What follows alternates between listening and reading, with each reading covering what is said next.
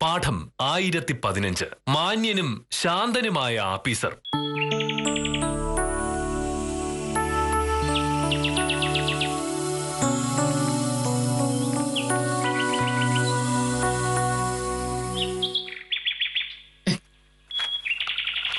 ചായ ചായ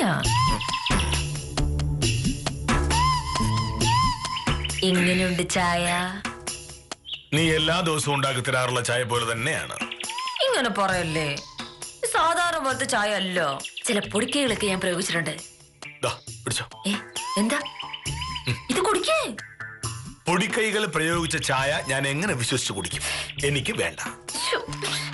സ്നേഹം കൊണ്ട് ഓരോ സാധനങ്ങൾ ഉണ്ടാക്കി തരുമ്പോ ഇങ്ങനത്തെ വർത്താനം പറയല്ലേ. ഈ ചായ കുടിക്കേ. വിശ്വസിക്കാമോ? ഞാൻ എന്തായാലും ഇതിൽ വിഷമൊന്നും കലക്കിയിട്ടില്ല. അങ്ങനെ കലക്കാനായിരുന്നെങ്കിൽ എന്നെ കലക്കായിരുന്നു. കുടിക്ക. പിന്നെ മോഹനേട്ടാ, എനിക്കൊരു കാര്യം പറയാനുണ്ടേ. നിനക്കെന്തോ പറയാനുണ്ടെന്ന് എനിക്ക് ആദ്യമേ മനസ്സിലായി. അതുകൊണ്ടാണല്ലോ ചായയുടെ മഹത്വത്തെ കുറിച്ച് നീ ഇത്രയും പൊങ്ങച്ചൊക്കെ പറഞ്ഞത്. എന്താ പറയാനുള്ളത്? നമ്മുടെ സത്യപാലനില്ലേ? നമ്മുടെ സത്യപാലനല്ല, നിന്റെ വക്കീൽ ഓഫീസറുള്ള കേസില്ല വക്കീലായ സത്യപാലൻ. ശരി, അങ്ങനെയാണെ അങ്ങനെ. സത്യപാലന്റെ അമ്മാവന്റെ മോന്റെ ഒരു കാര്യമാ. ഇന്ന് വില്ലേജ് ഓഫീസിൽ വരും. മോഹനോട് ഒന്ന് സഹായിച്ചേക്കണേ. നിയമം വിട്ടുള്ള ഒരു കാര്യത്തിനും ഞാൻ സഹായിക്കില്ല. അതിപ്പോ സത്യപാലന്റെ അമ്മാവന്റെ മകനെന്നല്ല, സാക്ഷാൽ ബ്രഹ്മാവിന്റെ അമ്മാവന്റെ മകനാണെങ്കിലും. ഞാൻ പറയുന്നൊന്ന് കേൾക്കാമോ? നിയമം വിട്ടൊന്നും ചെയ്യാനല്ല ഞാൻ പറഞ്ഞത്. മോഹനയുടെ എന്റെ ഭർത്താവാണെന്ന് അയാൾക്കറിയാം. അപ്പൊ മോഹനയുടെ സാധാരണ ദേഷ്യപ്പെടുന്ന പോലെ ദേഷ്യപ്പെടുക മറ്റോ ചെയ്തിട്ടുണ്ടെങ്കിൽ അതിന് നാണക്കേട് എനിക്കല്ലേ. ദേഷ്യപ്പെടേണ്ടതായ എന്തെങ്കിലും കാര്യങ്ങൾ ചെയ്യുന്നവരോട് മാത്രമേ ഞാൻ ദേഷ്യപ്പെടാറുള്ളൂ. അത്തരം എന്തെങ്കിലും വേഷം കെട്ട് കാണിച്ചാൽ സത്യപാലന്റെ അമ്മാവന്റെ മകനെന്നല്ല, ബ്രഹ്മാവിന്റെ അമ്മാവന്റെ മോനായാലും മോഹനയുടെ ചൂടാവും. തീർച്ചയായും. അതെ, എനിക്ക് വളരെ വേണ്ടപ്പെട്ട ഒരാൾ മോഹനേട്ടനെ കാണാൻ വരുമ്പോ അവരെ സ്നേഹമായി സ്വീകരിച്ച് കാര്യങ്ങൾ നടത്തി കൊടുക്കേണ്ട ഒരു ബാധ്യത മോഹനേട്ടൻ ഇല്ലേ? ഇല്ല, ഇല്ലേ ഇല്ല. കാരണം എനിക്ക് ശമ്പളം തരുന്നത് നീയല്ല, കേരള സർക്കാരാണ്. ഇത് എന്തൊരു സ്വഭാവം മോഹനേട്ടാ? അയാൾ വരുമ്പോ ആവശ്യമില്ലാതെ വഴക്കുണ്ടാക്കാൻ പോയിട്ടുണ്ടെങ്കിൽ എന്റെ പേരല്ലേ പോവുക? അങ്ങനെ എന്തെങ്കിലും ഉണ്ടായിട്ടുണ്ടെങ്കിൽ എന്റെ തനി സ്വഭാവം കാണിക്കുവേ. ഭാമേ, അനാവശ്യമായി ഒരാളോട് പോലും ഒരിക്കലും ദേഷ്യപ്പെടാത്ത ആളാണ് കെ മോഹനകൃഷ്ണൻ സാർ. മര്യാദയ്ക്ക് കാര്യങ്ങൾ പറയുന്നവരോട് അങ്ങേറ്റം മര്യാദ. തരികിടകൾ കാണിക്കാൻ നോക്കുന്നവരോട് അതേ നാണയത്തിൽ. മാന്യതയില്ലാതെ എന്നോട് സംസാരിച്ചാൽ തിരിച്ചും അങ്ങനെ.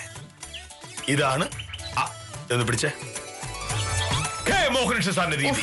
ഇങ്ങെടുത്തോ. ഞാനൊരു വഴക്കാളിയും മുൻകൂപിയുമാണെന്ന് നീ മാത്രമേ പറയൂ. ബാക്കി നാട്ടുകാരും പറയില്ല.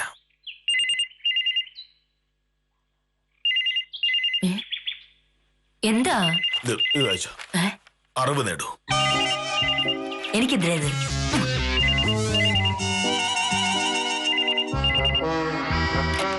ഹലോ, അതെ, കെ മോഹനകൃഷ്ണൻ സാറാണ്. നമസ്കാരം സാർ. എന്താ രാവിലെ? ഇന്നലെയോ? ഇന്നലെ വിശേഷം ഉണ്ടായില്ല.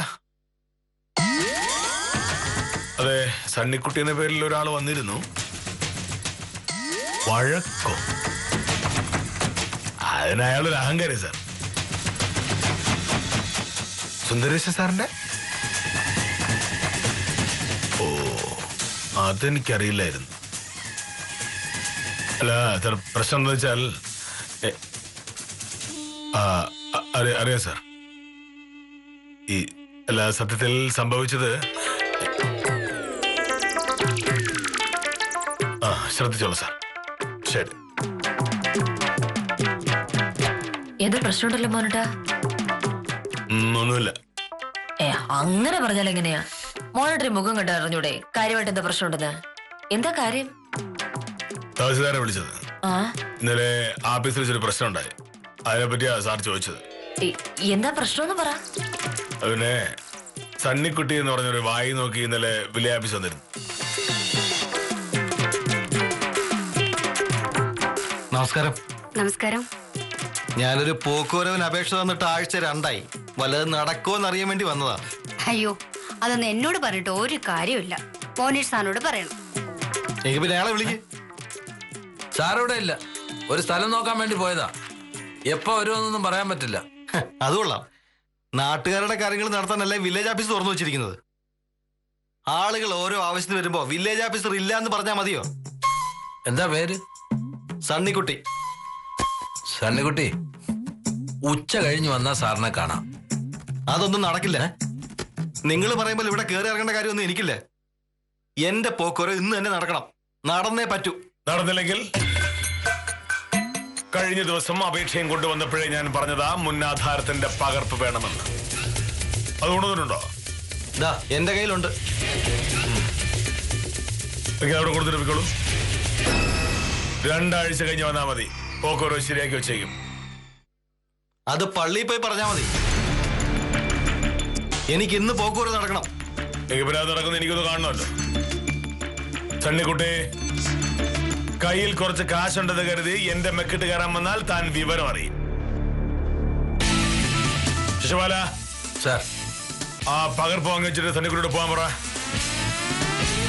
വെറുതെ എന്നെ കൊണ്ട് പോലീസിനെ വിളിപ്പിക്കരുത്. സാറേ, മിണ്ടരുത്. ഇനി സണ്ണിക്കുട്ടി 1 മിനിറ്റ് ഇവിടെ നിന്നാൽ കഴുത്തിന് പിടിച്ചാൽ പുറത്താക്കും. മോഹൻസാറിനെടുത്ത കളി.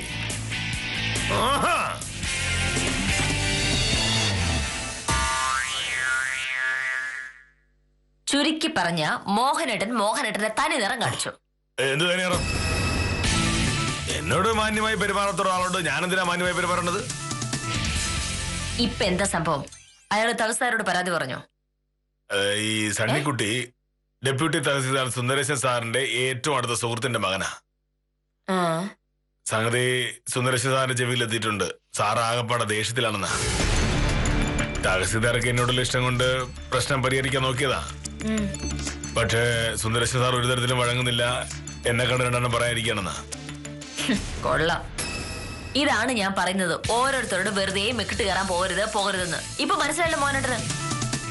എന്നെ പിടി വിളിയാണെന്ന് പോകുന്നില്ലല്ലോ. അല്ലെങ്കിൽ തന്നെ വലിയ പ്രശ്നമായ തഹസിൽദാർ എന്റെ വശത്തെ നിൽക്കുള്ളൂ. അതല്ലല്ലോ മോഹനേട്ട പ്രശ്നം. ഇന്ന് ഡെപ്യൂട്ടി തഹസിൽദാർ നേരിട്ട് വില്ലേജ് ഓഫീസിലേക്ക് കയറി വന്ന് മോഹനേട്ടനെ വഴക്ക് പറഞ്ഞു എന്നിരിക്കട്ടെ. അപ്പൊ മോഹനേട്ടൻ എന്ത് ചെയ്യും? ഒന്നും ചെയ്യാൻ പറ്റില്ല. കേട്ടോണ്ട് നിൽക്കേണ്ടി വരില്ലേ?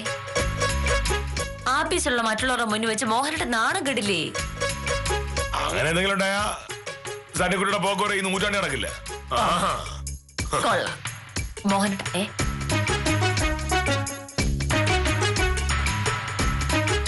മോഹനേട്ടാ, സണ്ണിക്കുട്ടിയുടെ പോക്കുവരോ നടക്കുകയോ നടക്കാതിരിക്കുകയോ ചെയ്യുന്നതല്ലല്ലോ ഇവിടുത്തെ പ്രശ്നം. സുന്ദരേശ് സാറ് മോഹനേട്ടന്റെ മേലുദ്യോഗസ്ഥനല്ലേ?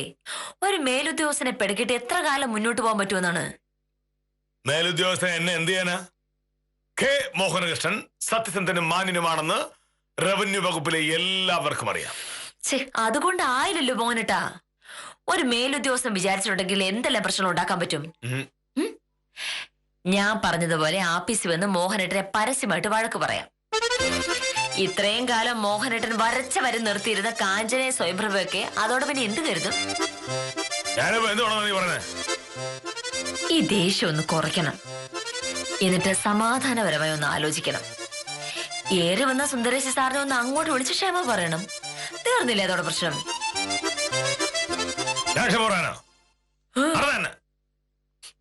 ക്ഷമ പറഞ്ഞ് ഈ പ്രശ്നം നിങ്ങൾ തമ്മിൽ തീരും. ഇല്ലെങ്കിൽ നിങ്ങൾ തമ്മിലുള്ള വഴക്ക് നാട്ടുകാരെ മുഴുവനും അറിയും. അതോടെ ദോഷം ഉണ്ടാകാൻ പോകുന്നത് മോഹനേട്ടൻ മാത്രമായിരിക്കുവേ. മേലുദ്യോഗസ്ഥൻ മോഹനേട്ടനെ ശാസ്ത്രം എന്ന് അറിഞ്ഞിട്ടുണ്ടെങ്കിൽ നാട്ടുകാർക്ക് പറഞ്ഞിരിക്കാൻ ഒരു കഥയാവില്ലേ?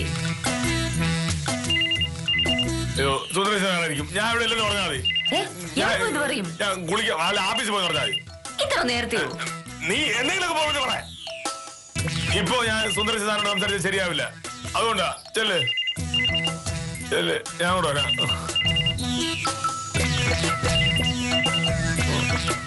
ഹലോ വക്കീലെ, ഞാനാ ശിശുപാലൻ.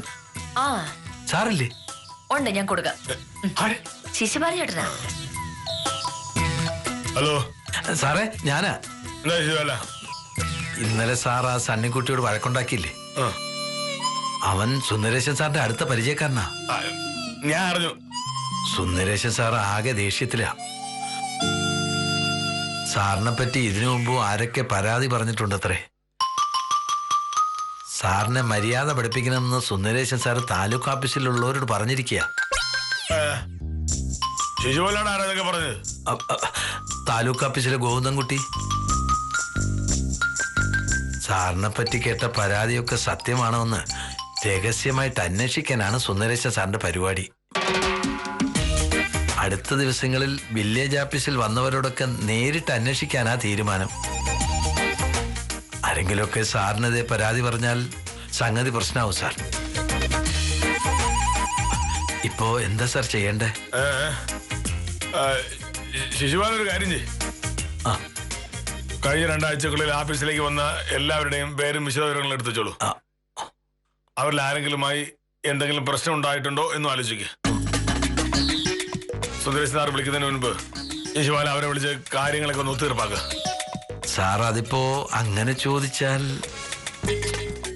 വില്ലേജ് ഓഫീസർക്ക് വേണ്ടി ഇത്രയെങ്കിലും സഹായം ചെയ്യാൻ പറ്റിയില്ലെങ്കിൽ ശിശുപാലൻ പിന്നെ എന്ത് സഹപ്രവർത്തന?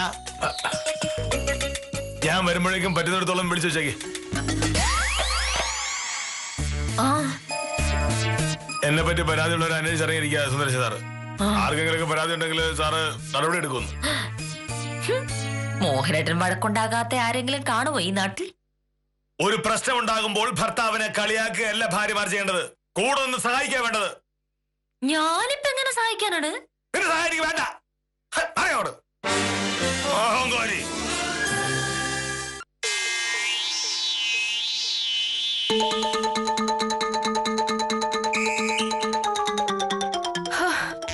എന്തായാലും എനിക്കതങ്ങോട്ട് ഇഷ്ടപ്പെട്ടു. നമ്മളോട് ചാടിക്കടിക്കുന്ന പോലെ മറ്റുള്ളവരുടെ മെക്കിട്ട് കയറാൻ പോയാ ഇങ്ങനെ ഇരിക്കും. പിന്നല്ലാതെ ചോദിക്കാനും പറയാനും ആരും ഇല്ലാത്തോണ്ട് കൊറേ നാളായി മൗനേഷ് അങ്ങ് ആളാവുകയല്ലായിരുന്നു.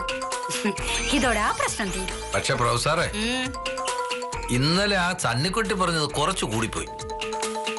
അയാളുടെ ഡെപ്യൂട്ടി തഹസിൽദാരുടെ പരിചയക്കാരനായിരിക്കും. പക്ഷെ വന്ന് ചോദിച്ച ഉടനെ പോക്കൂര് ചെയ്ത് കൊടുക്കാൻ പറ്റുമോ? ഇന്നലെ തന്നെ ആയ മോഹനേഷ് സാറിന്റെ പക്ഷത്ത് തന്നെയാണ്. അതെ അതെ, സമ്മതിച്ചു. പക്ഷെ ഇതിനു മുമ്പ് എത്രയോ പ്രാവശ്യം ഒരു ന്യായമില്ലാത്ത കാര്യത്തിന് സാർ എന്റെ മെക്കിട്ട് കയറിയിരിക്കുന്നു. എത്ര പ്രാവശ്യം വെറുതെ പ്രഭയെ വഴക്ക് പറഞ്ഞിട്ടുണ്ട്. ശിശുപാലൻ ചേട്ടനെ പേടിപ്പിച്ചതിന്റെ വല്ല കണക്കുണ്ടോ? അതിനെല്ലാം കൂടി ദൈവം ഇപ്പൊ തിരിച്ചു കൊടുത്തതാ. മനസ്സിലായോ? തന്നെയാ ഈ പ്രശ്നത്തിൽ നിന്ന് തലേ ഊരാൻ മോഹനേഷ് സാർ കുറച്ച് പാടുപെടും. സുന്ദരേശ സാറേ പണ്ടേ ചൂടനാ. അങ്ങനെ പരിചയക്കാരനെ ഓഫീസിൽ നിന്ന് ഇറക്കി വിട്ടു എന്നറിഞ്ഞാ അങ്ങനെ സഹിക്കൂ? ഈ കേസിൽ മോഹനേഷ് സാർ വഴക്ക് കേൾക്കുമെന്നുള്ള കാര്യം ഉറപ്പാ. അതെ.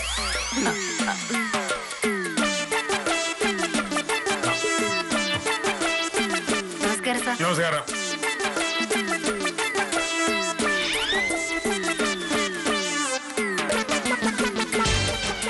ഞാൻ പറഞ്ഞ അന്വേഷിച്ചോ? കഴിഞ്ഞ 2 ആഴ്ചയായിട്ട് ഇവിടെ വന്ന സകല പേരുടെ കാര്യവും ഞാൻ അന്വേഷിച്ചു. അതില് 2-3 പേരോട് സാർ ദേഷ്യപ്പെട്ടിട്ടുണ്ട്. പക്ഷെ അവരാരും അങ്ങനെ പരാതി പറയുന്നവരല്ല. സുന്ദരേശ സാർ അവരോട് ചോദിച്ചാലും അവർ സാറിനെതിരെ ഒന്നും പറയാൻ സാധ്യതയില്ല. അപ്പൊ പിന്നെ എനിക്കെതിരെ എന്താ അന്വേഷിക്കാനാ? സണ്ണിക്കുട്ടിയുടെ പരാതി മാത്രം വെച്ച് എന്നെ ഒന്നും ചെയ്യാൻ പറ്റില്ല. സണ്ണിക്കുട്ടി സുന്ദരേശ സാറിന്റെ പരിചയക്കാരനാണല്ലോ. അതെ സാറേ, എന്റെ ഊഹം വേറൊന്നാ. എന്ത്? പുതിയ ആരെങ്കിലും ഇന്ന് എന്തെങ്കിലും ആവശ്യമായിട്ട് സുന്ദരേശ സാർ ഇങ്ങോട്ട് വിടും. സാർ അയാളോട് ചൂടായാൽ സംഗതി പരാതിയായല്ലോ. ആണോ? അത് തന്നെ ആയിരിക്കും സാറേ പരിപാടി. സാറ് നോക്കിക്കോ, നമുക്ക് പരിചയമില്ലാത്ത ഏതെങ്കിലും ഒരുത്തനെ എന്തെങ്കിലും ആവശ്യം പറഞ്ഞ് ഇങ്ങോട്ടേക്ക് അയക്കും. സാറ് പറയുന്നതൊക്കെ അവൻ ഫോണിൽ റെക്കോർഡ് ചെയ്യും. അപ്പൊ സാറിനെതിരെ തെളിവായല്ലോ.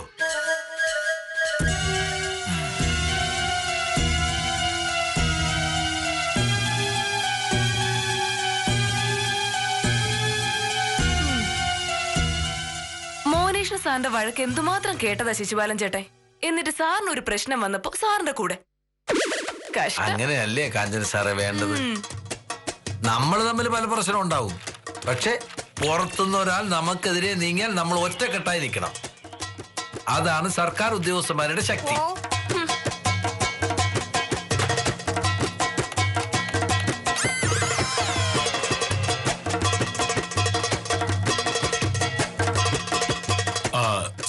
ബാലകൃഷ്ണ, ഈ സുന്ദരേശ് സാർ എന്നെ പറ്റി വല്ലതും പറഞ്ഞോ? അല്ല, എനിക്ക് എന്തൊരു അബദ്ധം പറ്റിയായിരുന്നു. പറഞ്ഞല്ലേ? ചൂടാണോ?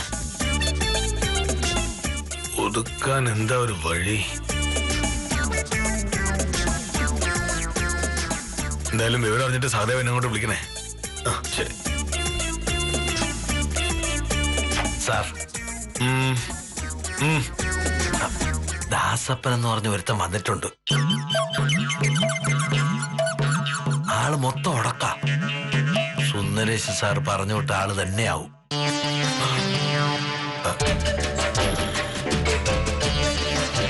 സാറ് വളരെ സൂക്ഷിക്കണം.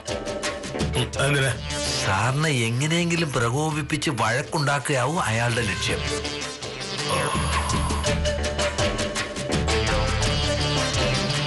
സാറേ, എന്തൊക്കെ പറഞ്ഞാലും സാറ് ക്ഷമിച്ചേക്കണം. അതേ ഉള്ളു വഴി.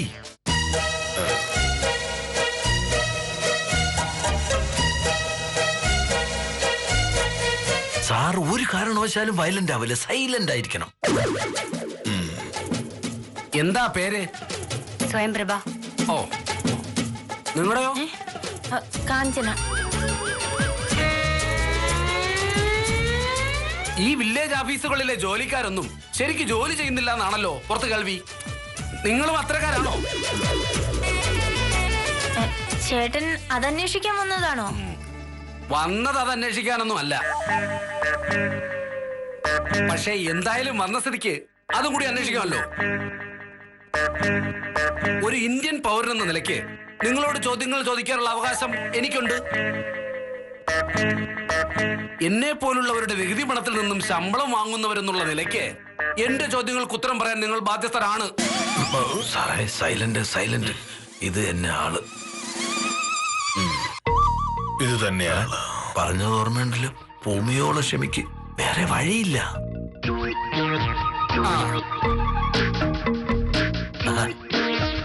നമസ്കാരം. നിങ്ങളാണോ വില്ലേജ് ഓഫീസർ? കണ്ടിട്ട് തോന്നുന്നില്ലേ? സാറേ, വയലന്റ് ആവല്ലേ. ക്ഷമിക്ക് സാർ.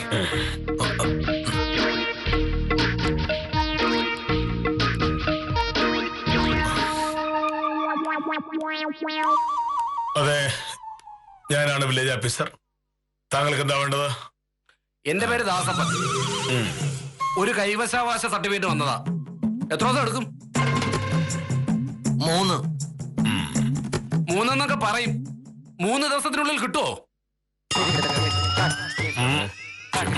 ക്ഷമ. കൺട്രോൾ. ഈ ഓഫീസിൽ നിന്ന് പറയുന്ന കാര്യങ്ങൾ കൃത്യമായി നടത്താറുണ്ട്.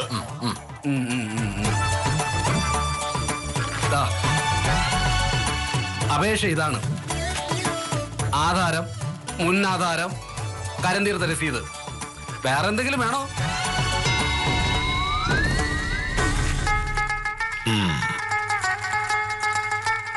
ഇത് മതി. ഞാൻ നിങ്ങൾ സർക്കാർ ഉദ്യോഗസ്ഥരെ പോലെ നാട്ടുകാരെ പറ്റിച്ച് ജീവിക്കുന്ന ആളല്ല. നന്നായി അധ്വാനിച്ച് കഴിയുന്ന ആളാണ്. അതുകൊണ്ട് പറഞ്ഞാൽ പറഞ്ഞതുപോലെ കാര്യങ്ങൾ നടക്കണം. ഇല്ലെങ്കിലേ എന്റെ സ്വഭാവം മാറും. കൺട്രോൾ. പിന്നെ കൃത്യസമയത്ത് സർട്ടിഫിക്കറ്റ് തന്നാൽ ഞാൻ തരക്കേടില്ലാത്തൊരു ചില്ലറ അങ്ങോട്ട് തരാം. നിങ്ങളെ എത്രയാ പ്രതീക്ഷിക്കുന്നേ? സൈലന്റ് ആവണം, വയലന്റ് ആവല്ലേ. സാറേ, അങ്ങനെ കൈക്കൂലി ഒന്നും വാങ്ങില്ല. സത്യസന്ധന. ദാസപ്പ സാറ് പൊയ്ക്കോ. സർട്ടിഫിക്കറ്റ് മറ്റന്നാ തരും. അപ്പൊ ശരി. ഓ, നിങ്ങളെ കണ്ടാൽ അറിയാം ആളെത്ര മിടുക്കനല്ല. പക്ഷേ എന്റെ കാര്യം സമയത്തിന് നടന്നില്ല എങ്കിൽ നിങ്ങൾ വിവരം അറിയും.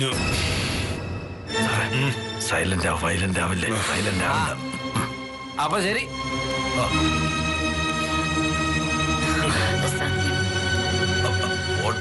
ശിശുപാല, കാഞ്ചനെ, സ്വയംപ്രഭ, എന്നെങ്കിലും ഇയാൾ എന്റെ കൈ കിട്ടും.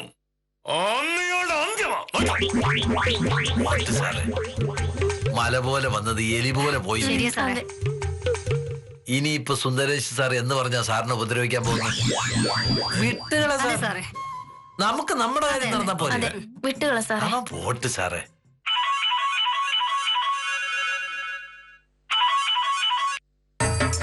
ഹലോ, ആ എനിക്ക് മനസ്സിലായി സത്യപാല.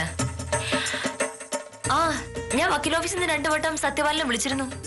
ഔട്ട് ഓഫ് കവറേജ് ഏരിയാന്ന് പറഞ്ഞു. അതെയോ? എന്നിട്ട് എന്തായി? ആണോ?